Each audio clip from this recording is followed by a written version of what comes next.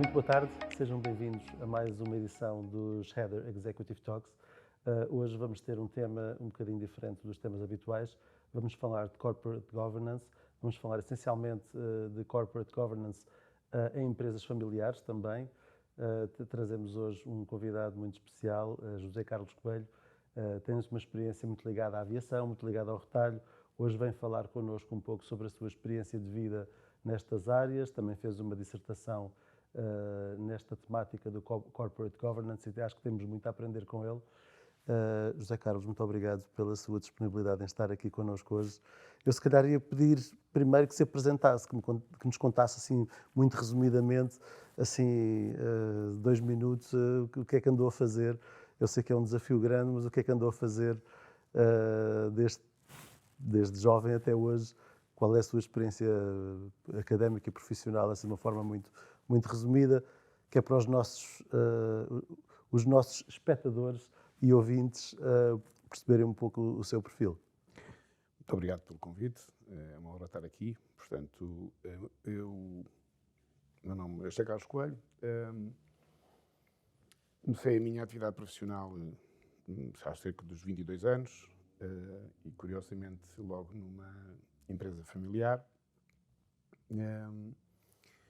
E ao longo, portanto, do meu percurso profissional, que já leva 30 anos, de facto tenho, a maior parte dele foi passado no mercado da aviação, com experiências igualmente no imobiliário e no retalho, como numa grande multinacional que se instalou no país em 95, e grande parte da minha vida profissional, que me levou a fazer a minha dissertação, foi ter trabalhado, efetivamente, em empresas familiares. A maior parte do tempo, embora também tenha a experiência das empresas multinacionais. Portanto, a minha formação de base, eu comecei por fazer um curso de bacharelato no Instituto Militar dos Explosivos do Exército, que é a minha escola de origem, onde eu passei uma grande parte significativa da minha vida. Depois fiz a licenciatura em Gestão de Empresas e, em 2015, a fruto da minha experiência em empresas familiares, entendi dedicar-me um pouco a estudar academicamente mais o processo das empresas familiares e do seu corporate governance e até da sua profissionalização. E então decidi fazer uma pós-graduação na Universidade Católica, mas mesmo antes de avançar para esse passo, já tinha a ideia de fazer essa dissertação. O que acabei por concluir. Enfim, foi basicamente este o meu percurso, assim, de uma forma muito resumida, em 2 minutos, como me pediu. Portanto, foi o meu percurso profissional e académico. Portanto, e neste momento, efetivamente, dedico-me, depois de uma experiência também numa multinacional suíço-alemã, na aviação mais uma vez, que é, portanto, a área onde eu estive mais tempo. Estou-me a dedicar neste momento a dar algum apoio, portanto, a empresas de aviação, mas também criei uma marca. Portanto, não sei se me é permitido dizer ou não. Diga, esteja à vontade. Uma marca para dar apoio a empresas familiares, uma vez que, portanto, recolhi ao longo da minha experiência profissional muita informação e fontes de inspiração para ajudar as empresas, portanto, a serem melhor governadas, se assim me é permitido dizer, porque os exemplos, alguns dos que vivi, por motivos vários e por falta dessa governação, ou desse corporate governance, como nós hoje conhecemos, não tiveram, ou não percorreram um caminho que eu me parece que fosse o mais indicado por via de uma melhor organização através desse corporate governance. Ok. Foi CEO, foi CFO, foi board member de várias empresas, passou por empresas familiares, multinacionais. Gerir uma empresa multinacional, gerir uma empresa familiar, tem contornos completamente distintos.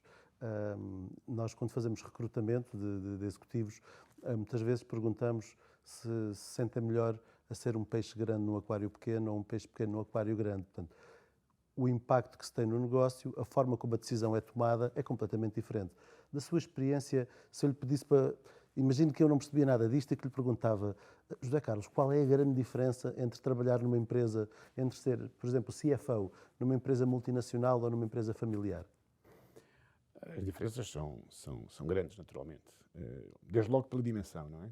Porque eu próprio tive essa experiência. Aliás, eu trabalhava numa multinacional, não tinha a figura de CFO, era apenas diretor financeiro, porque na tecnologia anglo-saxónica o CFO, e quando se intitula um CFO, deve-se ter em conta que o CFO faz parte do board. Muitas vezes as empresas colocam CFO, mas não fazem parte do board, o que é um erro, entre aspas, mas em termos teóricos e conceptuais, um CFO tem que fazer parte do board. Eu, na multinacional onde estive a trabalhar, não era CFO, era diretor financeiro. E passei por uma empresa a seguir para uma empresa muito mais pequena, em termos de percurso profissional, onde de facto era CFO. Portanto, e as diferenças são enormes, para já, desde logo porque as multinacionais têm os seus alinhamentos. Quando são multinacionais que se implementam em Portugal, vêm com alinhamentos de fora, e as nossas empresas, quando se expandem para o exterior, também o fazem.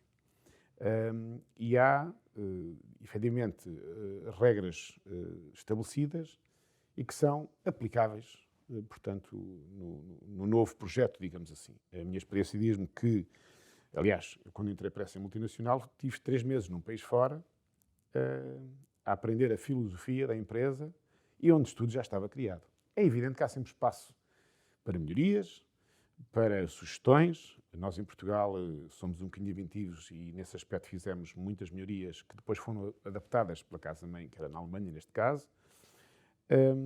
E estamos a falar no âmbito das multinacionais. Ou seja, é mais fácil a implementação, porque o modelo está criado, as regras estão criadas, os princípios estão criados. Obviamente, depois há as pequenas oscilações consoante o país, porque nem todas as pessoas e nem todos os países funcionam da mesma maneira. No caso do retalho, por exemplo, para ilustrar aquilo que eu acabei de dizer, a Alemanha usava cheques. Em Portugal nunca se usou cheques. Portanto, foi sempre ou pagamentos em dinheiro ou mais tarde os pagamentos por meios eletrónicos, o que, do ponto de vista da organização interna da empresa, causa grandes diferenças.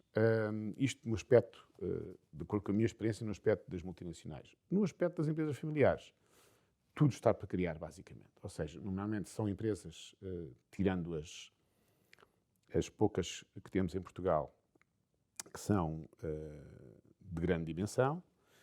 De facto, eu fazia aqui um parênteses, dizendo que a estatística em Portugal diz que 70% a 75% das empresas são empresas familiares, mas 90% dessas 75% são médias e pequenas empresas. Só os restantes são de média ou normalmente de dimensão grande. Que tem a ver com aqueles princípios do Código de Sociedades Comerciais, que é determinado pela faturação, pelo número de ativos e pelo número de empregados, basicamente.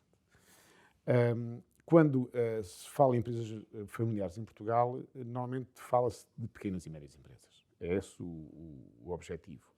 Porque as grandes empresas, mesmo as que não são cotadas, porque há aqui uma diferença, e em termos de corporate governance eu aproveitaria para falar que as cotadas são obrigadas a ter corporate governance, por uma questão de legislação. As não cotadas, as pequenas normalmente não têm corporate governance, e as grandes, algumas delas não são cotadas, mas acabam, pela sua estrutura e pela sua dimensão e pela complexidade das suas organizações, são, entre aspas, obrigadas a ter um mínimo de princípios e regras para que a informação seja transparente, para que a administração pareça, perante o mercado, porque obviamente estão sujeitas ao mercado, pareça correta, e para isso é preciso ter, de facto, metodologias de trabalho e de organização que permitam que essas empresas, pese embora não sejam cotadas, tenham essa capacidade. Há vários exemplos em Portugal.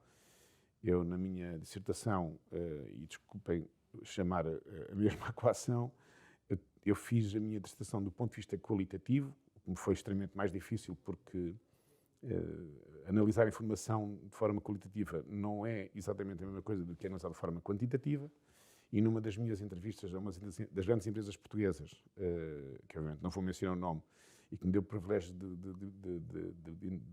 de a entrevistar, efetivamente, não, dada a sua dimensão, a sua expansão internacional, não são cotadas, mas procuraram adaptar O Código de Corporate Governance, hoje em Portugal, como sabemos, é só um, porque haviam dois, o do Instituto Português de Corporate Governance e o da CMVM, que, entretanto, fizeram um acordo e juntaram os dois códigos e fizeram só um. Portanto, esse código, normalmente nessas grandes empresas, é adaptado às suas próprias necessidades. Isto é, há a sensação, mesmo no mundo das cotadas, que o código é extremamente pesado.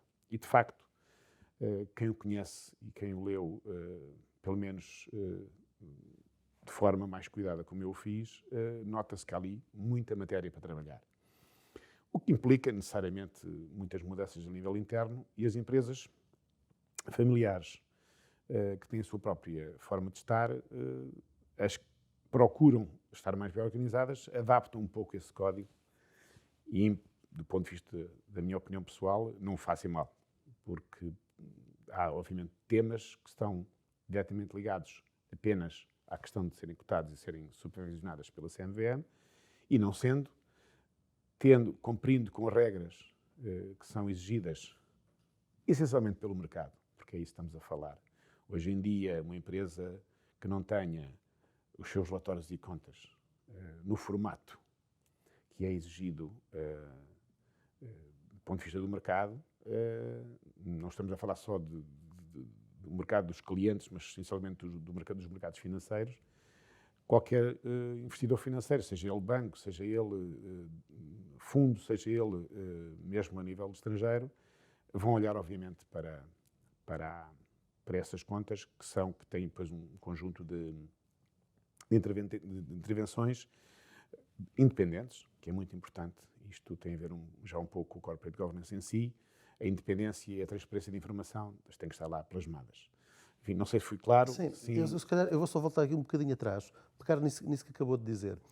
Nessa sua abordagem ao mercado, enquanto consultor com a sua empresa, para ajudar as empresas familiares com o seu corporate governance, eu tenho aqui muito interesse, e acho que as pessoas que nos vão ouvir vão ter também esse mesmo interesse. Imagino que eu sou CEO de uma grande empresa familiar e que estamos a ter uma conversa, estamos a ter uma reunião comercial em que você me está a apresentar os serviços da sua empresa, e eu faço-lhe a seguinte pergunta: qual é a vantagem para a minha empresa em seguir as políticas, as diretrizes do corporate governance?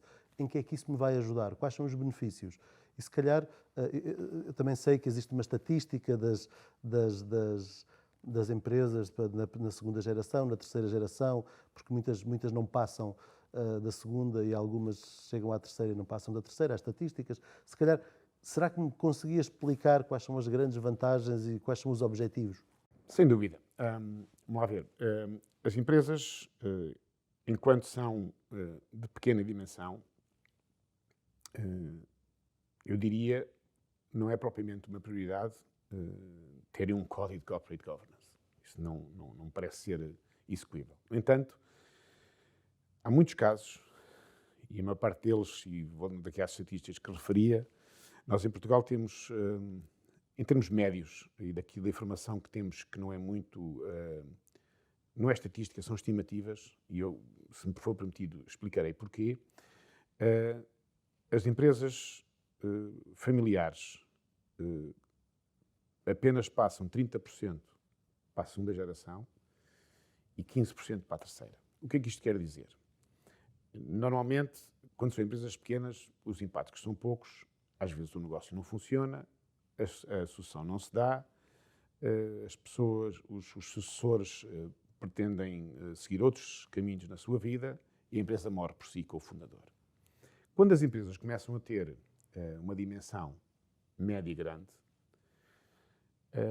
é necessário, no meu ponto de vista, e aqui que estava o Conselho, de serem dotados de um mínimo de regras e princípios para serem governados, que se chama Corporate Governance. Pode ser um código com 10 páginas, como pode ser um código com 50, dependendo da dimensão da empresa. Mas, essencialmente, as vantagens no mercado que nós hoje temos, seja uma empresa mais pequena, uma média ou uma grande empresa, hoje temos uma aldeia global, temos negociações com muitos países e o mercado em geral olha para uma empresa e para a sua informação que está plasmada nos seus relatórios, naquilo que deve fazer enquanto informação para o mercado, para poder, daí, obter, essencialmente, por exemplo, nos mercados financeiros, vamos imaginar que uma empresa quer exportar um produto para o Brasil ou para a China, ou o que for, se não tiver informações bem consolidadas, transparentes, de forma correta, dificilmente conseguirá a metodologia de crédito que os próprios empresas financeiras dão para facilitar a vida das empresas. Do ponto de vista interno, empresas que não querem exportar ou que fazem o seu trabalho a nível interno, obviamente, mais uma vez, se quiserem fazer o seu crescimento normal, o crescimento, como se sabe, a regra geral, faz-se, as fontes de financiamento normalmente vêm ou por entrada de capital dos próprios sócios, mas normalmente, como nós sabemos, recorre-se ao mercado financeiro, que é para isso que ele existe. Mesmo as empresas cotadas têm um conjunto de parceiros, participantes inclusive no capital, e que recorrem ao mercado obrigacionista, títulos, etc., para poderem ser uma alternativa àquilo que é a banca tradicional, portanto, nas economias de cada país. No nosso país em particular, as empresas recorrem muito à banca e cada vez mais, fruto até das crises sucessivas que o mundo tem atravessado, com as disrupções que temos conhecido, que não interessa aqui mencionar, foi reforçando as regras de governo das sociedades. Quanto mais quanto mais crescem e maior dimensão têm, mais responsabilidade têm, até porque existe depois, para além do mercado em si, que é uma das principais vantagens, respondendo em concreto à sua pergunta, é a forma como a empresa é vista e exposta no mercado financeiro, para poder crescer e fazer a sua atividade em termos normais, é também a responsabilidade que essas empresas têm perante todos os seus stakeholders. E stakeholders, entenda-se, um conjunto de parceiros que fazem parte o Estado, das empresas, as próprias famílias que nela trabalham e que têm depois todo um conjunto de familiares atrás que merecem ser atendidos e tomar-se a devida atenção. Portanto, eu diria que as vantagens principais de ter esse tal corporate governance ou algo que se assemelhe, dependendo mais uma vez da dimensão, é poderes estar de forma a transmitir para o mercado em geral, seja para o mercado financeiro, seja para todos os seus stakeholders, uma imagem e uma informação fidedigna. Portanto, a empresa é gerida com independência, seriamente, não há, ou seja, a sua atividade é prosseguida de forma correta, e isso depois traz vantagens, necessariamente, a empresa ter o seu crescimento sustentado, porque terá, obviamente, mais investidores, terá a banca que não se preocupará em financiar os projetos que sejam sérios e que sejam apresentados. Portanto, estas são, para mim, as grandes vantagens que as empresas podem obter dessa reorganização, dessa organização que passa pelo corporate governance, necessariamente. Ok, obrigado. Deixa-me ver se eu percebi. Portanto, o corporate governance vai, de alguma forma, ajudar a empresa na transição, eventualmente, da geração. Portanto, existe um fundador de uma determinada empresa familiar, esse fundador um dia pode reformar-se, ou pode-lhe acontecer alguma coisa, pode desaparecer. Não quero matar ninguém aqui na conversa, mas estas coisas acontecem e temos de as precaver. Portanto, a pessoa pode falecer, tem uma descendência que depois pode não conseguir dar continuidade ao negócio, e isso é um problema. Portanto, resolvendo esse problema, funciona para salvaguarda da continuidade da empresa, por um lado, e por outro lado, também funciona como a mensagem que transmite para o mercado de que é uma empresa que tem políticas de corporate governance, e se acontecer, se o fundador, se o dono da empresa tiver algum problema, que a empresa não fica por ali e as suas obrigações não podem ser cumpridas mais à frente. Isto transmite confiança para o mercado e facilita também a vida da empresa, quer seja ganhar novos clientes, ganhar novos projetos, conseguir financiamento de uma forma com menos risco e, portanto, com taxas de juros mais simpáticas e tudo mais. conseguir fazer um bom... conseguiu. É isto, não é? É isto. É isto. Existem 3 ou 4 aspectos também que é importante referir, que é o Corporate Governance, de per si, existe também alguma diversidade, que é uma palavra muito usada hoje em dia, alguma diversidade na sua gestão. Isto é, se a família, e voltando um bocadinho atrás, se a família, e estamos a falar de empresas familiares, for a proprietária da empresa e for a total gestora da empresa, isso não torna a situação impossível. Tem que haver, obviamente, uma atenção muito especial para que os gestores familiares estejam todos, portanto, e acontece isso em alguns casos, estejam todos alinhados, com formações adequadas à atividade, com passagens por outras organizações onde aprendam a ser liderados antes de ser líderes, se esse alinhamento, eu diria que é uma coisa rara, mas acontece, se esse alinhamento for total, os outros valores que a família também aporta à empresa, porque isto não são só situações que devem ser corrigidas, também há muita vantagem em ter-se empresas familiares, desde logo pela visão de longo prazo, desde logo pelas responsabilidades que as próprias pessoas assumem perante com quem trabalha com eles. Mas se houver um alinhamento e independência, que isso é que é o ponto-chave que eu aqui queria colocar, há condições para que as empresas tenham essas mesmas vantagens com aquilo que o Pedro acabou de dizer. Faria aqui apenas um parentezinho, um ponto de ordem, que era tudo isto tem que começar com um documento fundamental, que é o protocolo familiar, que é um documento de guia, onde se definem, efetivamente, como é que a família participa na empresa. Porque há sempre 3 dimensões que têm que ser consideradas: a família, a propriedade da família e a gestão da empresa. A propriedade da empresa, peço desculpa, e a gestão da empresa. Isto é, quando existe uma clara diferença e uma distinção entre estas 3 realidades, sejam as pessoas da gestão familiares ou não, se o alinhamento for total, o sucesso, eu diria, que está garantido. A questão aqui, depois, como muita gente sabe, e não é preciso dizê-lo, é que quando se mistura, e essa mistura é muito fácil, os interesses da família com os interesses da empresa, aí é que é necessária a introdução da independência. O Corporate Governance e o Protocolo Familiar vêm ajudar a essa independência, porque vão depois definir de que forma é que cada pessoa da família entra na empresa. Há bocado estávamos todos a falar, como sabe, há famílias que impõem aos seus familiares, aos seus herdeiros, que tenham formações específicas, propõem para que as pessoas, os gestores que trabalham nas empresas, que tenham de facto experiências fora dela e não se faça a passagem dos testemunhos, se me é permitida a expressão, apenas porque é do nome. Isso será eventualmente uma falha difícil de comatar, porque o nome não é de facto o suficiente. Tem que haver competências, e cada vez mais diversas no mundo moderno, com a ideia global, para que as empresas sucedam.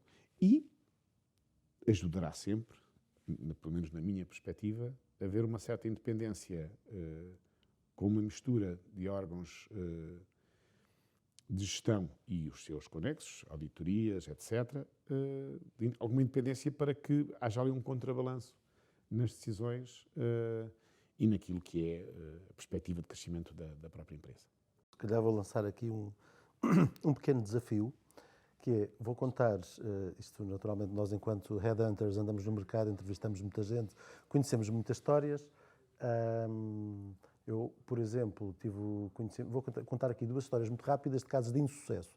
E vou pedir-lhe a si, que você é que tem os casos de sucesso, e vou pedir-lhe a si para me contar um ou dois casos de sucesso. Eu também tenho alguns de sucesso, também conheço, portanto, também conheço vários, mas eu vou deixar a parte boa para si, porque que é para dar espaço para explicar um pouco melhor como é que se deve fazer. Eu vou contar de forma muito sucinta o que é que correu mal. Uma empresa da região centro do país, mas é uma empresa do setor industrial, não vou mencionar o nome, nem sequer o setor, porque isso ia dar demasiadas pistas, mas uma empresa que cresceu muito, uma empresa que faturava muitos milhões, trabalhava, exportava para o mundo inteiro. Entretanto, o fundador acaba por falecer, tinha vários filhos, os filhos assumem aquilo. Com o passar dos anos, os filhos também foram largando, foram deixando aquilo aos filhos deles.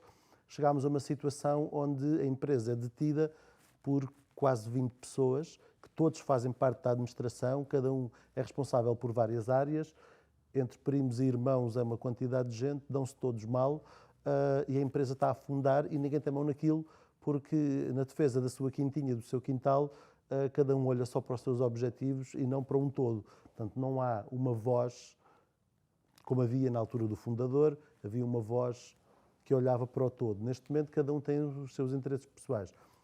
E isto, naturalmente, não há corporate governance aqui que tenha sido pensado antes, portanto, não, as coisas não funcionam.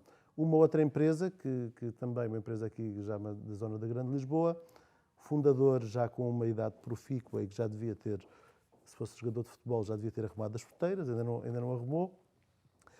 Casou várias vezes, teve vários filhos com cada uma das mulheres que teve. As ex-mulheres, a atual mulher, as ex-mulheres, os filhos todos fazem parte da administração. Também não há corporate governance, não há uma linha. Eu diria que este senhor, que já tem uma idade relativamente avançada, um dia fechar os olhos, não é? Um dia nos deixar, a empresa afunda no dia a seguir, porque aquilo não tem ponta por onde se lhe pegue. Isto são os casos de insucesso. Isto é, o que é que acontece às empresas que não seguem as diretrizes do corporate governance. Para que isto não aconteça, conto um ou dois casos de sucesso de empresas que efetivamente fizeram esta transição de forma exemplar. Se puder dizer o nome, diga. Se não puder dizer, se puder dar alguma contextualização. Sim. Enfim, vou procurar falar daquilo que eu conheço bem. Portanto, por um lado, há uma empresa industrial portuguesa que também foi alvo da minha entrevista, pelo facto de ter uma pessoa de família que lá trabalhava,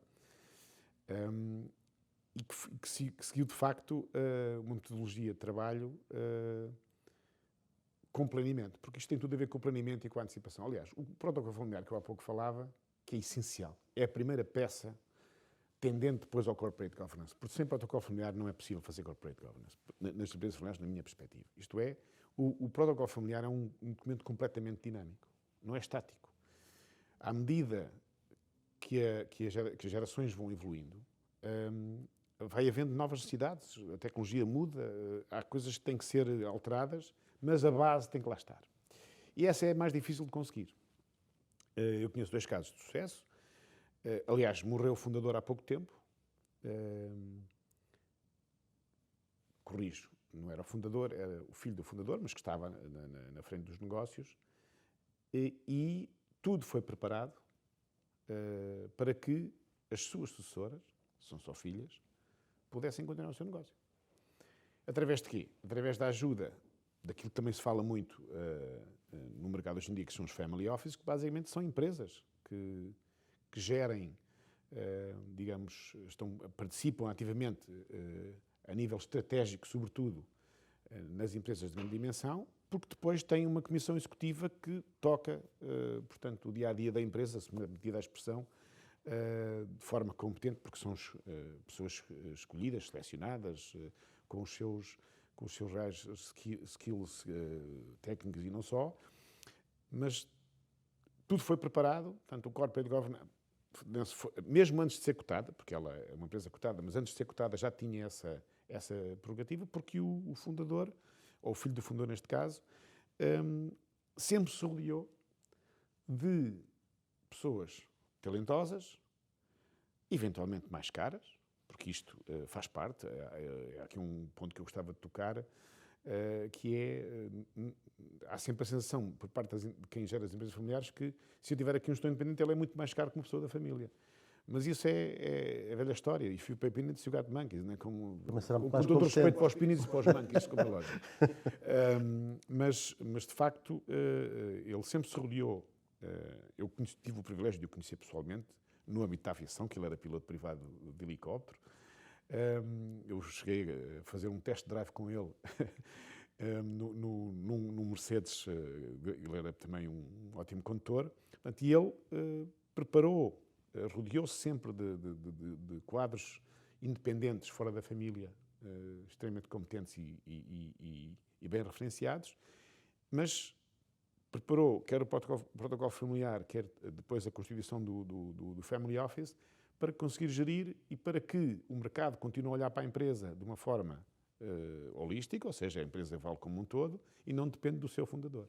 E, efetivamente, as filhas continuaram e continuam ainda hoje em dia, portanto, é uma empresa industrial que tem muito impacto no nosso mercado e, portanto, não aparecem, não são pessoas visíveis, mas a empresa continua a ser gerida de forma competentíssima porque as bases foram convenientemente preparadas. Por outro lado, o segundo exemplo que eu queria dar era o exemplo que há pouco referia da Ovion.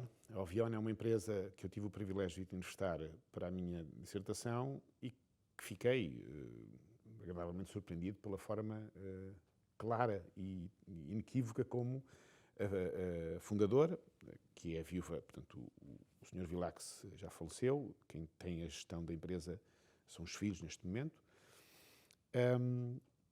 e a mãe, Dona Diana Vilax, faz parte, portanto, também da área estratégica e foi ela que me deu o privilégio de entrevistar. E então, a empresa foi uma empresa que cresceu imenso, exporta muito, é uma empresa que na área em que trabalha faz muita exportação e tem metodologias, quer ao nível do protocolo familiar, quer ao nível do corporate governance, do que me foi dado a apreciar, eu não diria infalíveis, mas com muita consciência de que as coisas terão que funcionar bem. Por um lado, naquela versão que hoje em dia é muito usual de ter um board não executivo, ou um conselho de administração não executivo e um conselho de administração executivo, em que tem funções diferentes. É evidente que nesta metodologia o não executivo é que deve estar preocupado com o governance, porque quem toca o negócio para a frente tem outras coisas com que se preocupar, outras prioridades. Mas, por exemplo, a Ovion faz sempre esta, e foi publicado, não é nenhum segredo de Estado, portanto foi publicado que quando o CEO da Comissão Executiva é da família, o Chairman é fora da família. E vice-versa. Recentemente foi nomeado uma pessoa que não é da família para CEO. Portanto, e foi publicado até na comunicação social e nas redes sociais. Ou seja, para além disso, aquilo que me foi dado a conhecer é que, efetivamente, a família pode participar na gestão da empresa se o entender e se quiser, e para o fazer tem que estar preparada para. Porque dizia-me a Dona Diane que a família tem que ser exemplar, tem que ser, de preferência, melhor que os outros, para não sermos confrontados com acusações de que só estão nas posições por serem da família. Isto é um princípio extremamente válido. Aliás, isto é comprovado, que eu conheço algumas pessoas da família que trabalham noutras organizações, neste momento são mais novas, estão a ser, deduzo eu, que estão a ser preparadas para, se um dia pretenderem voltarem à família, porque ele é uma empresa de grande sucesso. Portanto, estes são os dois casos. O caso primeiro também não é nenhum segredo, é o grupo Semapa, portanto tem não só a Navigator, como a Cecil, como outras empresas fora do país, que de facto, desde sempre, tiveram, na sua fase de crescimento, tiveram um planeamento adequado, quer em relação à sucessão, porque um dos aspectos, eu costumo dizer que fiz uma tese sobre corporate governance nas empresas familiares, mas há um aspecto que vale a pena fazer uma tese sobre ele, que é a sucessão. A sucessão é sempre um tema muito, além do nevrálgico, muito importante para que se assegure a continuidade da empresa, que é aquilo quando os fundadores lançam as suas ideias e gerem os seus negócios, eles não têm intenção, em regra geral, de de fazer um negócio para depois vender. Portanto, as empresas familiares de grande relevo, há empresas desde 1800 e qualquer coisa, de 76, por aí, portanto, que empresas que mantêm a sua forma de estar para a continuidade, com visões normalmente a longo prazo, a muito longo prazo, e que, obviamente, pretendem que, sendo empresas detidas pela família, que a família esteja ativa, não necessariamente na gestão do dia-a-dia, mas podem estar ativas noutros órgãos da empresa, que quanto maior for a mesma, mais órgãos terá e mais diversidade terá. Mas estes são os dois exemplos que me ocorreram, entre outros que há, mas estes são os dois e dizer que uma é cotada e outra não. Portanto, por isso é que eu trouxe os dois exemplos, ou seja, uma não era obrigada a ter corporate governance, tem-no, e de uma forma muito, no meu ponto de vista, daquilo que eu pude avaliar, muito interessante, porque até tem comitês específicos para determinadas áreas, porque a área da Ovion é uma área da área médica, não é? Portanto, e tem comitês específicos, aliás, é das notícias que eles são uma empresa que contrata mais doutorados em Portugal, portanto, são pessoas que não vivem com o síndrome de, se eu contrato aqui um gestor independente, há duas coisas que podem acontecer. Ele vai ser mais caro e vai estar a lutar pelos interesses dele. Que este é outro aspecto que eu gostava de deixar aqui frisado. Existe pelo menos essa sensação de que, e de certa forma, por vezes poderá acontecer, desde que as coisas não estejam bem organizadas, dificilmente poderá acontecer se não estiverem bem organizadas, quero dizer, porque existe a sensação que é mais caro e os interesses do gestor estão sempre à frente dos interesses da empresa, o que não é necessariamente verdade. Pode acontecer, mas não é verdade. Por acaso, ainda bem que isto é uma conversa sem guião, uma conversa relativamente informal, sem guião, portanto, nenhuma destas perguntas foi pensada, foi planeada, não há um guião que nós estejamos a seguir, a conversa vai fluindo. Pegando nisso que me está a dizer, e uma das coisas que eu tenho visto bastante em muitas empresas familiares que tenho conhecido também ao longo da minha carreira, há uma questão, todos nós temos um lado de razão e um lado de emoção. E quando estamos a gerir um negócio, é preciso haver um lado de emoção também para nos dar o drive, para corrermos atrás e para termos a motivação para fazermos as coisas, naturalmente, mas o lado da razão é extremamente importante. E às vezes, quando temos uma empresa que é nossa, ou que é do nosso pai, ou que é do nosso tio, ou uma coisa qualquer, ou do nosso avô, aquilo há ali um lado emocional que interfere e às vezes nem sempre pelos melhores motivos, ou nem sempre com as melhores consequências. Como é que vê esta questão aqui deste equilíbrio entre a emoção e a razão na gestão de uma empresa familiar? Vou colocar aqui isto de outra maneira. Eu tenho 65 anos, sou dono de uma grande empresa familiar, eu olho para os meus filhos, nenhum deles tem interesse em seguir este negócio, tenho duas possibilidades, ou faço um dress to sell, ou arranjo uma forma alternativa dos meus filhos poderem ser donos da empresa, mas não serem gestores da empresa. Que conselhos é que me daria? Naturalmente teria de avaliar, estou a falar assim no abstrato. Eu costumo ser muito direto nestas respostas. Eu, sinceramente, se não houver, como há pouco dizia, se não houver alinhamento inicial, é preferível a venda. Claramente. Porquê? Porque, como há pouco referi no exemplo, quando as coisas não são planeadas e depois os interesses não estão alinhados, em que as famílias acabam por... É preciso ter uma capacidade gigantesca, eu diria, de interpretação humana para sobreviver a uma situação desse género. Isto é, dada a emoção, não é fácil, quando há divergências, quando as situações não estão planeadas, de conseguir levar o barco a bom porto dentro da família. No caso concreto da pergunta que me colocou, eu diria, passar a propriedade não resolve o problema. Porque mais do que a detenção de um ativo de uma empresa, o importante é que essa empresa permaneça para a sociedade, para a economia, para as pessoas que nela trabalham, e isso, não havendo uma vontade inicial, de facto, eu diria de outra maneira, as famílias que são realmente bem-sucedidas, as empresas, os gestores familiares começam por trabalhar na empresa, por se dedicarem à causa, por terem prazer em fazê-lo, e depois, naturalmente, os benefícios económicos virão com o tempo e com a meritocracia, porque é outra coisa que efetivamente as pessoas esquecem, é que deverá sempre haver na gestão, quer de uma empresa, não familiar, quer de uma empresa familiar, haver méritos para quem gera. E quando esses méritos existem, se houver uma família que tem uma empresa, que tem os órgãos perfeitamente alinhados, criados e independentes, com gestões claras, numa avaliação quer que seja desempenho ao nível das comissões de remuneração, etc., não é por ser da família que a pessoa não vai ser portanto, presenteada e motivada para continuar.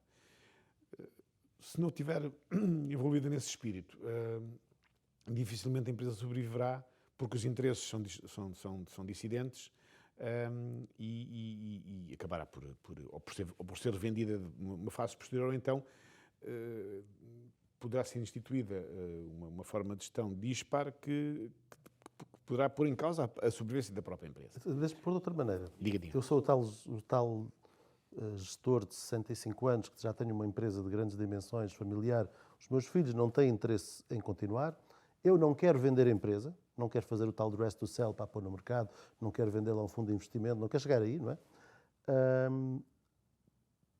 E chamo e digo-lhe assim, José Carlos, olha, eu quero fazer aqui quero construir aqui algo, aqui um documento, vamos pensar aqui como é que vamos trabalhar aqui o corporate governance, a sucessão, sendo que os meus filhos não querem, a minha família não quer levar o negócio, mas eu quero criar aqui uma comissão executiva externa, portanto, profissional, que garanta isto. Há uma comissão familiar, portanto aquilo que falou há pouco, haver duas. Portanto, haverá aqui o grupo familiar, que é o acionista, é o dono, o proprietário da empresa, mas quem gera a empresa há uma comissão externa, porque naturalmente tem de haver aqui algum tipo de controle, tem de haver aqui também naturalmente aquela questão dos interesses das pessoas que não fazem parte da família, se calhar estão mais virados para os seus interesses particulares. Naturalmente temos de pensar aqui numa forma de comissionamento sobre os resultados e tudo mais, haver aqui a auditoria naturalmente para não haver desvios, porque é uma coisa que é sempre um problema. Como é que nós podemos montar isto? Bem, se a pessoa se for a única proprietária ou por herança, porque estas coisas não se escolhem, pretender deixar, é evidente que há sempre há muita gente que recorre à filosofia do family office, que gera, portanto, no fundo é um representante do dono. O dono não está diretamente envolvido e tem um family office que trata do assunto. É evidente que nesta base, antes do family office, deverá existir as tais metodologias e regras do corporate governance, podem ser as adaptadas à circunstância. Se a empresa for cotada é uma coisa, como disse, se a empresa não for cotada é outra, portanto não é obrigada. Mas eu diria que a montagem desta situação passaria por ter efetivamente um conjunto de órgãos que não é preciso inventar, portanto, já existem protótipos desses órgãos. Estamos a falar de uma comissão de remuneração, estamos a falar dos auditores independentes, estamos a falar, sobretudo, do órgão não executivo, que normalmente é constituído por pessoas que têm, para além de experiência do mercado, têm mais soft skills do que hard skills, na minha interpretação, que estando na estratégia e estando no alinhamento exatamente do corporate governance, porque conceptualmente deve ser a parte do órgão não executivo que deve tomar conta dessa área, sobretudo do corporate governance, e que deve monitorizar, portanto, a Comissão Executiva. Até porque, desmistificando um bocadinho a questão do gestor que quer ganhar o seu soldo, a sua comissão, seja o que for, nós não nos podemos esquecer que existe uma parte soberana da empresa que são os acionistas. Esses são soberanos, são acionistas, são os donos. E os donos podem continuar a ser donos, porque antigamente o dono era dono, corria os riscos, fazia a gestão, fazia tudo. Hoje em dia as coisas são um bocadinho diferentes, isto é, sendo dono e sendo plenipotenciário dos direitos da empresa, nas percentagens que as definições assim o dizem, portanto, as empresas familiares não cotadas têm que ter a maioria, as empresas familiares que são consideradas empresas familiares, as que são cotadas, que têm pelo menos 25%. Isto é a definição europeia que existe sobre esta matéria. Mas, voltando à discussão anterior, isto é, havendo, o acionista tem sempre a possibilidade, nas suas Assembleias Gerais, como é conhecido, de poder, quer ordinária, quer extraordinária, se há um indivíduo que não está a portar bem, acaba-se com o mandato. Isto não tem nenhum segredo. Ou seja, eu até diria que não em todos os casos, em alguns casos, esta questão de pessoa sendo mais cara e ter os seus interesses é um bocadinho uma desculpa, se me permitir a expressão, para desviar, ou seja, para a pessoa não escolher pessoas da família, escolher pessoas fora da família que muitas vezes são vantajosas. Isto é, e resumindo a pergunta, ou seja, sendo os acionistas um órgão independente que tem necessariamente representantes na estratégia da empresa e na condução da mesma, de forma não executiva, quem está na comissão executiva da empresa, que é escolhido conforme os skills e as suas competências, deverá ser sempre monitorizado.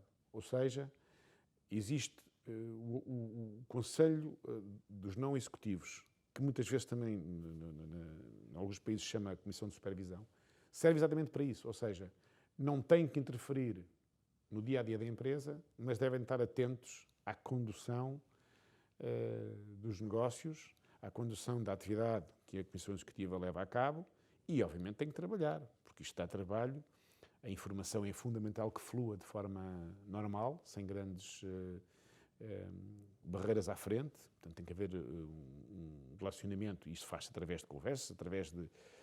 há até literatura sobre isso, em que behind the bedroom doors, isto quer dizer que muito antes das reuniões entre as comissões executivas e as não executivas existirem, há todo um trabalho que se faz antes, que é de contacto e de informação e de troca de informação entre os órgãos, para depois, formalmente, se fazerem as assembleias e as reuniões e as atas que têm que se fazer. Mas, não sei se respondi à sua questão, mas de facto é isto, é haver uma separação clara das atividades e dos órgãos. Cada um tem as suas competências, não tem que interferir nas competências dos outros, e obviamente que a Comissão Executiva, sendo a principal responsável pela condução da estratégia, que é definida pelos acionistas em conjunto com a Comissão não Executiva, ou os administradores não executivos, como se usa dizer, portanto, é avaliada e depois quem tem o poder de nomear e desnomear pessoas para essa comissão decidirá se reconduz, se não reconduz, o que acontece muitas vezes. Portanto, esta questão de dizer que o indivíduo é mais caro e que isso é muito dinheiro e que não paga isso tanto à família, às vezes é uma questão falsa, porque se a Comissão Executiva for competente, com certeza que tomará as decisões que são monitorizadas, ou que devem ser monitorizadas, devem ser avaliadas por quem de direito, e levará a empresa, portanto, há, digamos, um interesse mútuo, ou seja, o gestor que tem os seus objetivos, porque não pode deixar de os ter, que são combinados à partida, também lhe interessa que a empresa evolua e cresça, como é evidente, não é? Vamos fazer aqui, se calhar, vamos avançar para a última pergunta, até ver. Quem aguentou até aqui a ouvir a nossa conversa provavelmente tem interesse no assunto, se calhar é aquela pessoa que está a pensar, ok, que informações é que eu consigo retirar daqui para a minha tomada de decisão na minha própria empresa? E se calhar vamos pensar, empresas muito pequenas que têm 10 funcionários, faturam 500 mil euros, 1 milhão, se calhar isto não faz sentido. Uma empresa que já tem 200 ou 300 ou 500 funcionários que fatura 20, 30, 50, 100 milhões, se calhar já tem de pensar nestes temas. Portanto, vamos pensar na típica empresa portuguesa familiar. Temos o fundador, tem 2 ou 3 filhos, é uma empresa que tem 300, 400 funcionários, fatura 50, 60, 70 milhões de euros anualmente. o que é que estas pessoas, se calhar não faz sentido também estar a fazer aqui uma coisa muito complicada, até comissões executivas, comissões não executivas, porque a empresa também não tem complexidade, provavelmente, para isso, não fará sentido. Qual é o seu conselho para o dono desta empresa que nos está a ouvir neste momento, para pensar em termos de corporate governance, em termos de sucessão? Pedro, eu vou dar. A pergunta é espetacular. Obrigado por a ter feito, porque eu vou-lhe dar a minha experiência pessoal numa situação dessas. Isto é, não sendo fácil. Há empresas que são. Há um tema muito importante que tem que ser também definido, que é o acionista não tem que ser necessariamente o gestor. E quando tem que ter uma capacidade acima do normal para conseguir ser independente o suficiente para não fazer valer sempre a sua opinião.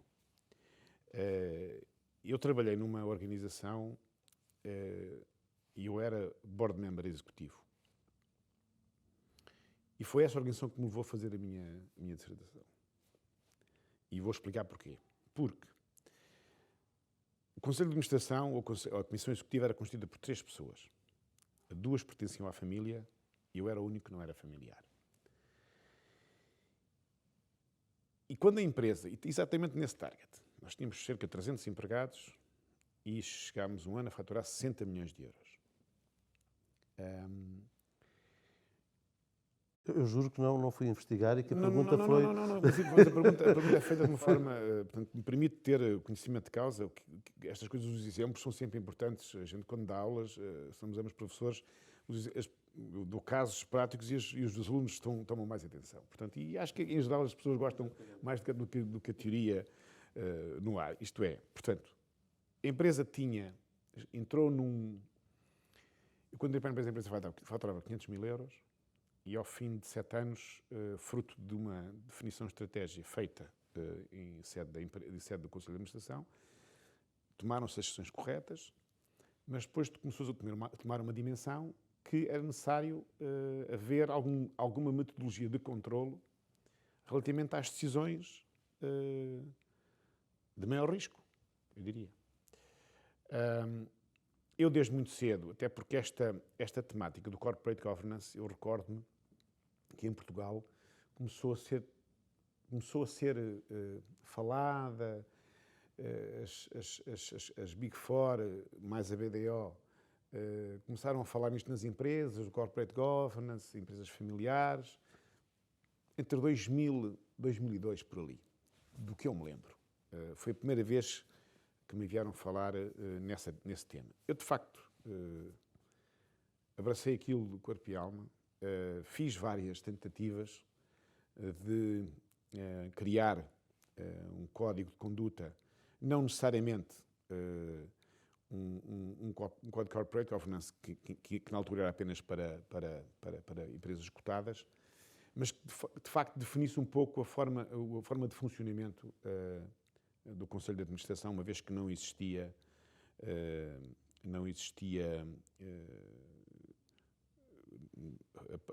a parte não executiva do Conselho, isto é, existia apenas um órgão de gestão, a empresa não tinha dimensão para tal.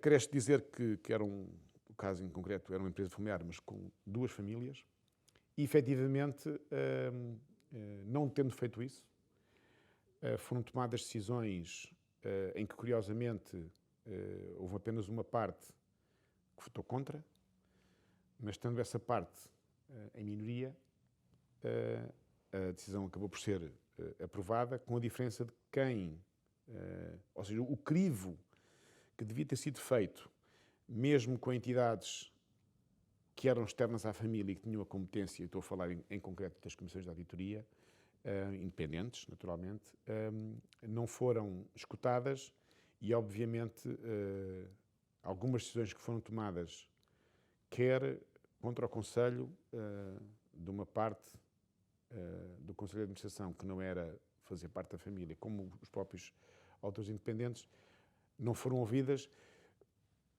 Foi sempre dito que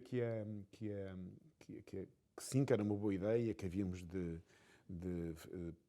instalar um corporate governance, que os acionistas deviam cada vez estar mais afastados do negócio em si, e que deveria ser criada uma comissão executiva para gerir o negócio, que reportaria trimestralmente, mensalmente, aquilo que fosse decidido aos acionistas.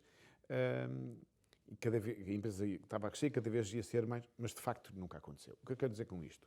Não é fácil e tem que haver, portanto, um alinhamento, por isso é que eu digo, um alinhamento muito, muito grande por parte das empresas familiares e de quem as detém, para que haja a capacidade de perceber que uma decisão, ou mais do que uma decisão de negócios, tomada de forma emocional. Porque há de facto uma tendência das pessoas, quando têm um negócio a correr bem, que não há problemas e que as decisões foram bem tomadas até ali e que a partir dali são bem tomadas. O que não é necessariamente verdade, até porque estamos a falar de uma dimensão diferente, estamos a falar, portanto, muitas vezes de processos que envolvem internacionalização, processos que envolvem influências do mercado que ninguém consegue controlar.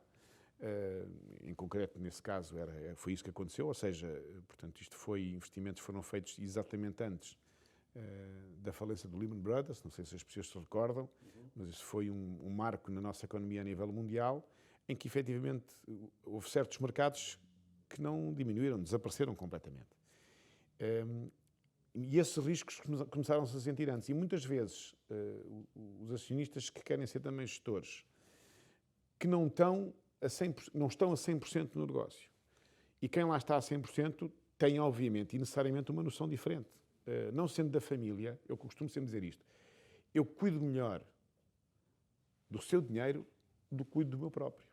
Isto acontece também nas famílias. Desculpem lá ser tão simplista, mas é assim que as coisas... Ou seja, o acionista que tem uma empresa, que tem muito dinheiro, acha que está no direito e está completamente no direito de investir aquilo que entender. Não tem de dar contas a ninguém. Não deve ter, dão conta, aliás, isso de facto é um bom tema. As pessoas, antes de começar esta temática do corporate, as pessoas davam contas a si próprios. Eu tenho que prestar contas a mim próprio. E isso leva às vezes a decisões que efetivamente não são as mais corretas e quando são de dimensão maior, como era o caso, estávamos numa fase completamente de crescimento, os impactos são, portanto, muito, muito complicados. Aliás, a empresa acabou por, de facto, ter um problema gigantesco, dado os investimentos que fez, que depois não se conseguiram rentabilizar como era expectável. E, pronto, teve problemas de caráter financeiro enormes e que ainda está, portanto, struggling, como costuma dizer em inglês, portanto, em muitas dificuldades para conseguir recuperar. Coisas que eram evitadas se efetivamente quem tem, de forma independente, olha para o negócio ou para a atividade da empresa de uma forma criteriosa e está a investir dinheiro que não é dele, terá necessariamente mais cuidado e, em geral, a decisão tem de ser compartida, mas tem de ser respeitadas as posições, sem emoção e sem estados de alma à mistura, normalmente funcionam melhor. É evidente que há quem diga, mas isto, os gestores normalmente têm aversão ao risco. Não é bem assim. Ou seja, desde que haja, em qualquer orçamento que se faça, em qualquer plano que se faça, há sempre os pressupostos. E os pressupostos é que têm que ser aprovados. Porque depois as contas são Excel e aquilo dá 2 mais 2 dá sempre 4, não é? Portanto, desde que haja um alinhamento por parte da família, mas na minha perspectiva, e que vivi isto na primeira pessoa, com o input sempre muito, obviamente quem está na atividade com seriedade, como a maioria das pessoas está, posso arriscar, ou seja, dar a sua perspectiva independente, chamar-os a atenção para os cuidados que se deverão ter, porque as empresas nem sempre estão estruturadas para abarcar certos investimentos avultados, sobretudo nós em Portugal, hoje menos, porque as regras também mudaram, mas Portugal tem muito hábito de estar muito alavancado. O que é que quer dizer com isto? Há muito investimento com capital externo, vulgo banco, etc., o que depois as pessoas esquecem-se que aquilo tem que ser pago. E quando o negócio não tem o desfecho pretendido, há que ter cuidados. E daí a independência dos gestores não familiares, ter a sua visão mais criteriosa dos assuntos, até porque estão a lidar com dinheiro que não é seu, e por isso tomarão cuidado com ele mais do que tomam com o seu próprio. Portanto, eu aconselharia sempre, e para finalizar a sua resposta à sua pergunta, que da parte das famílias, por mais ótimo, por mais falta-me o termo, por mais auspicioso que seja o negócio, ou que pareça ser, deverá sempre ter sem atenção a visão independente, não só dos órgãos da própria gestão, como até de outros órgãos que possam... Nós temos administrações não executivas, mas podemos ter um consultor, um assessor, que, estando um bocadinho fora do negócio, nos possa fazer um aporte de informação e de cuidados que não estão certamente a querer o nosso mal. E isto,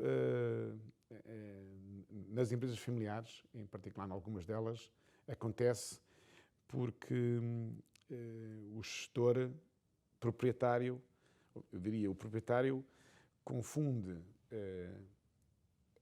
a propriedade com a gestão, em primeiro lugar, e depois muitas vezes acha sempre que a sua decisão é a mais acertada porque ele conhece o negócio. E muitas vezes a realidade diz-nos que até há que ter os cuidados porque não é tão linear assim. Tenho assim. alguns clientes, pequenas e médias empresas, mais médias já de alguma dimensão, cujos CEOs têm muita dificuldade em ouvir quem quer que seja, porque eles sentem como criaram aquele negócio e tiveram sucesso até ali, acham que todas as decisões que tomam são as mais corretas e às vezes não são. Têm muita dificuldade em delegar em terceiros, têm dificuldade em pagar aquilo que as pessoas merecem e depois mesmo quando contratam as pessoas têm dificuldade em delegar. E às vezes eu tenho de lhes dizer: você está a pagar-me para encontrar as pessoas certas, para você não ter de lhes dizer o que é que elas têm de fazer, para elas lhe dizerem a si o que é que você tem de fazer, para lhe poderem aportar valor. Portanto, mas isto é complicado, isto é muito complicado, é muito difícil. Pronto. Depois há outra questão que eu gostava só de terminar. Eu costumo dizer, não sei se isto é da minha autoria, se alguém o disse antes, mas o sucesso é um péssimo conselheiro. Exatamente. O sucesso é um péssimo conselheiro, isto é, quando se tem muito sucesso e quando se está numa empresa familiar com muito sucesso, cuja gestão é totalmente pertencente aos proprietários, o risco,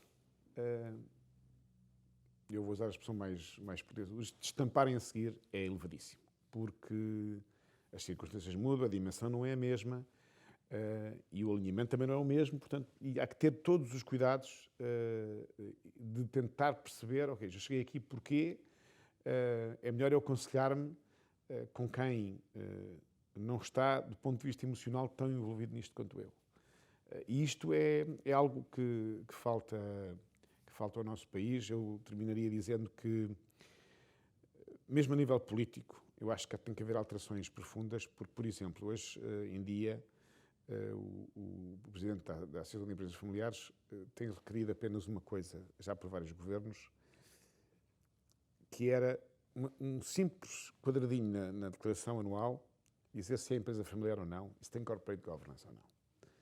É evidente que havia muitas empresas que não vão responder, mas se calhar fazer assim uma espécie de, quando se está a preencher um modelo, se aquilo não for preenchido, o modelo não avança, era eventualmente uma solução. Porque aí permitir-nos que nós tenhamos uma estatística mais concreta daquilo que são as empresas familiares e até de poder trabalhar melhor esse tema, porque, caramba, se nós temos 70% a 75% das empresas do nosso tecido empresarial português são familiares, é uma temática que tem que ser cuidada. e todas as ajudas que o poder político que está no governo, seja o governo que está lá agora, seja outros, puderem colaborar nesse sentido, permite que nós possamos apresentar provas, ou seja, se nós tivéssemos esse tipo de informação sistematizada, nós saberíamos quantas empresas familiares sobrevivem e quantas morrem. Portanto, podemos tentar corrigir, mas não é fácil, não sendo fácil. Se calhar fica aqui uma sugestão, alguma isenção fiscal para as empresas que tiverem corporate governance, se calhar sai mais barato ao Estado dar essa isenção fiscal do que pagar a seguir os subsídios de desemprego às pessoas todas que ficaram desempregadas. Da boca, exatamente. Portanto, pode ser. Exatamente. José Carlos Coelho, muito obrigado pela sua disponibilidade em vir falar connosco e pela generosidade da sua partilha. Muito obrigado por ter ficado connosco até ao fim. Muito em breve estaremos de volta com mais uma edição das Heather Executive Talks. Muito obrigado, um abraço e até breve.